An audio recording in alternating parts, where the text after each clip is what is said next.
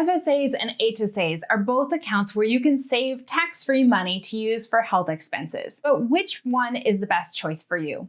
I'll break down the options for you. First up, an FSA stands for Flexible Spending Account. There are a few different types of FSAs, but we're talking here about general medical flexible spending accounts. FSAs are only available as an employer benefit. It is not something you can just go out and get on your own. The maximum amount of money that you can put into your FSA is set by your employer, but it can't exceed the IRS maximum, which currently is $2,750 a year. An FSA works sort of like a line of credit. You decide how much money you're going to put into the FSA for the entire year, and then you're going to pay that monthly out of your paycheck, but you can actually spend the entire amount of that money in January, even if you've only put a small amount in. So for example, if you want to put in $2,400 for the year, you're going to be paying $200 a month out of your paycheck. But in January, if you have a $2,000 medical bill, you can use that entire $2,400 in January. But with an FSA, if you don't spend all of it by the end of the year, you will lose it.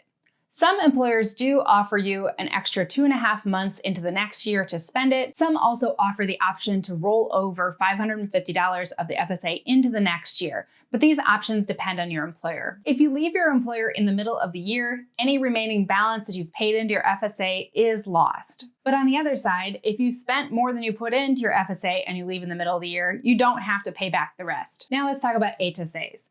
HSA stands for Health Savings Account. The main difference is that an HSA is only available to people who have a qualifying high deductible health plan.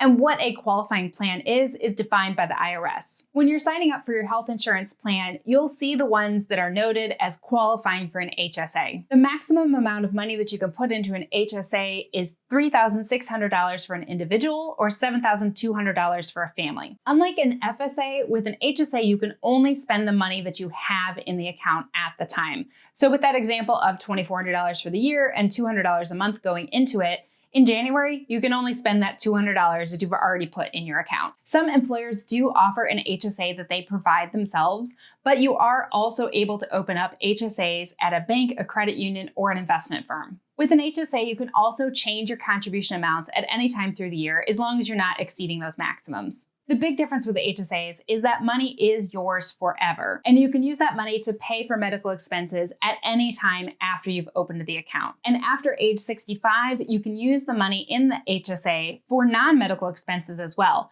But if you use it for non-medical expenses, you will have to pay income taxes on that money. You can actually have investments inside of your HSAs as well. So you could have stocks or mutual funds, and some people do use it for long-term savings, and it really is one of the best long-term savings account types available. With an HSA, you put the money in tax-free, and then you take it out tax-free as long as you use it for medical expenses. When you compare that to retirement accounts, all retirement accounts, you either pay taxes when you're putting it in with a Roth, or you pay taxes when you're taking it out with a traditional IRA or 401k. So you can see how an HSA can actually be an excellent retirement savings, not just for medical. Both HSAs and FSAs often come with a debit card that you can use to pay for your medical expenses. You can usually get reimbursements as well. If you pay for the medical expense in another way, then you just turn it in to get a reimbursement from the account. For both types of accounts, you should hang on to your receipts so you can show that you paid all the money towards medical expenses. The qualifying medical expenses that you can spend money on from the accounts is basically the same for both types of accounts.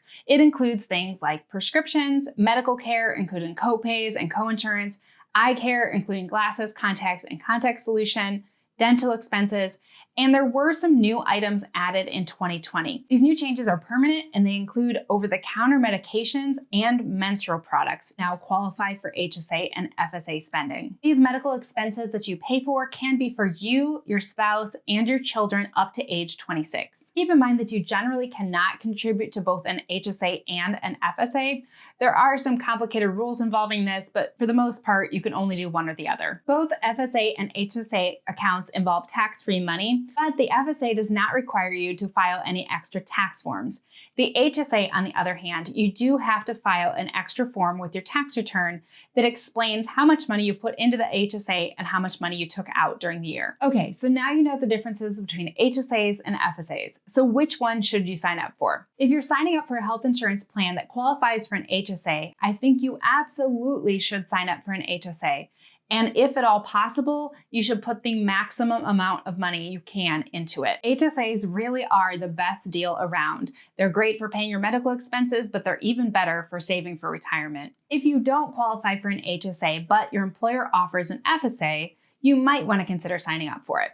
But you should only sign up for it if you do expect to have some medical expenses through the year. If you're the sort of person that really just doesn't have many medical expenses, it's not worth signing up for an FSA because you could lose that money. Personally, my family always has a fair amount of medical expenses, so we generally max out our FSA and we have no trouble spending it through the year. If we did have any extra money, we have 4 people in glasses, so we could always buy a spare pair of glasses at the end of the year. I hope this was helpful. Next up, check out my video about mistakes to avoid when you're signing up for your health plan.